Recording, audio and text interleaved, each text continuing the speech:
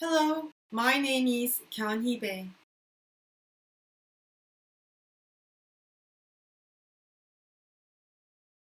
I began attending the Shincheonji Church in December 2010, so it's been about 10 years. I was forced to take deprogramming first in August 2015, then in May 2018.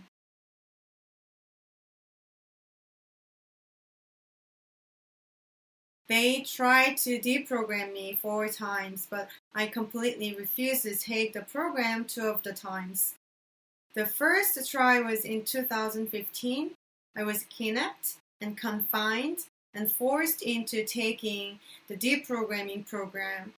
The second try was in 2018, and I had no choice because my parents threatened me and forced me after receiving instructions from the deprogramming pastors. At that time, my parents did everything they could to force me into deprogramming, such as protesting in front of the main Church of Shincheonji and the Daegu Zion Mission Center, passing out flyers and contacting people I know and relatives to tell them I was part of the Shincheonji Church, so that I had no choice but to take the deprogramming program to control the situation. I hoped it would be my last deprogramming. I moved out in 2014, so I was living alone. One day, my parents asked me to come home for a family dinner. When I came home, there was one man. He was my mom's friend. I thought it was kind of weird, but I didn't put too much thought into it. My parents said we were going to a nearby restaurant, so we got into my mom's friend's car. My family didn't act suspicious, so I got in the car. My mom told me to sit in the middle, and my dad sat in the passenger seat. The car left our neighborhood and got on the highway towards Busan. I was shocked, but something about the situation made me stay quiet. I saw my dad checking his phone and that he had received a text from a man named Shin Hyun-wook saying, "Take away her phone." My mom started to look for my phone at that time. She took it from my pocket and handed it over to my dad. Then my dad took away my bag. I asked my dad where we were going, and he said I needed treatment because I was sick and our family was going to get treatment together. I was still confused, but there was nothing I could do. We arrived at a motel in Busan, and my family, along with the man, spent the night together. I was so scared that I couldn't sleep well. On the next morning, my family seemed nervous, and they took me to Shincheonji Church. My family was tense and kept looking around the whole time as we got out of the car and went into the church. The first deprogramming was 3 days, and the second deprogramming was from May 17th to June 1st.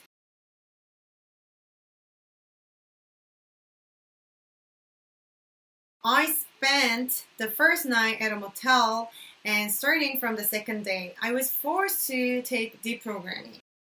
Before starting, the deprogram pastor and his wife made me sign a deprogramming agreement. When I kept refusing, my dad signed instead of me. The program lasted from 10 a.m. to 5 p.m., and my parents followed me everywhere, even to the bathroom. It's called deprogramming, but they spent most of the time attacking and cursing the Shincheonji Church, its chairman, and its members. Deprogramming was so suffocating that I kept trying to run away, but it's always resulted with a physical fight between me and my family, who tried to keep me there. There were times when I was even hit by my family in the process, yet the deprogramming pastor, his wife, turned a blind eye and continued with the program.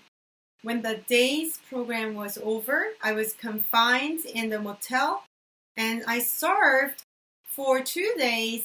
On the night of the third day, I heard a siren and people's voice coming upstairs, and I screamed for help. It was the police. I explained that I was being forced to take deprogramming, but once the police officer realized that I was a member of the Shincheonji Church, one police officer advised that I take the program until the very end. I kept arguing with them until different officers were dispatched to the church and I was saved.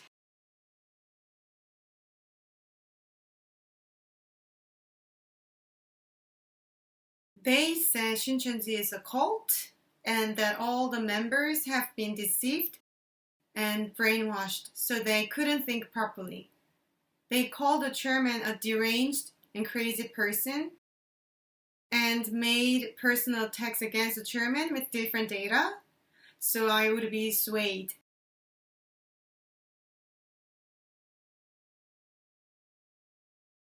They tried to be friendly towards me, and they didn't insult me personally, but they implied that I was also brainwashed.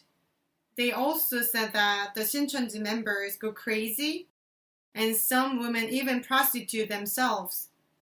They kept repeating that I needed to leave the church because they are a group of crazy people.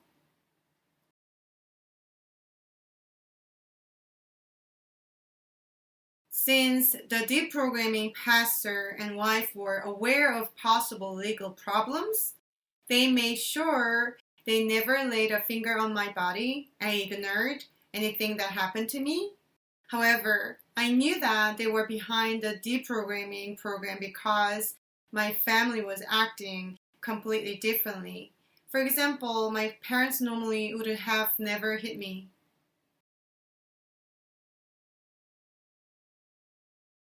I was mostly scared that I wouldn't be able to escape confinement or protect my life. I was also frustrated and sad that my parents wouldn't listen to their daughter because of the deprogramming pastor's instructions. Lastly, I was angry towards the deprogramming pastors for destroying my family's happiness.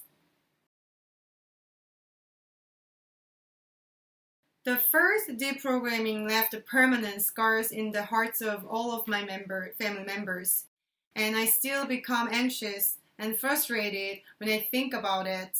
I wish I could forget it all. It's unbelievable that deprogramming still exists. It makes me mad, sad, and frustrated all at the same time.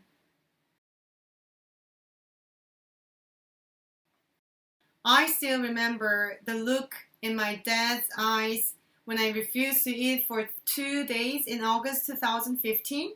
His eyes were full of worry, even though my other family members ate.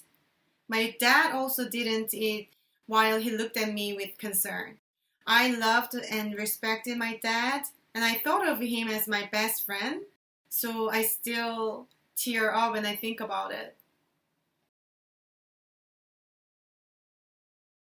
Yes, before we used to spend a lot of time together talking and having fun, but deprogramming broke our trust, especially the trust between me and my dad.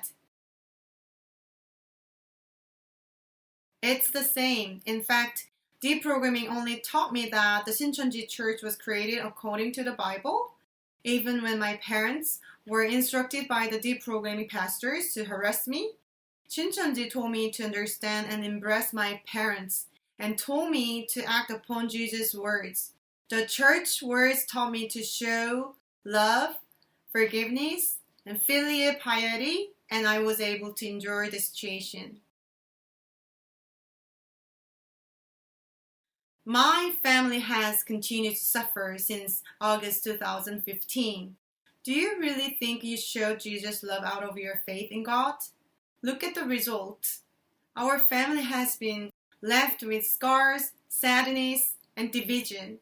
Even though it's been 5 years since the first deprogramming attempt, our family still cannot trust each other. Instructing parents and using deprogramming as a way of making money is wrong. In the 1948 Universal Declaration of Human Rights, Article 18 of which states, everyone shall have the right to freedom of thought, conscience, and religion. This right shall include freedom to have a religion or whatever belief or his or her choice. Freedom is something that should be never taken away. Nobody can take these rights and freedom away.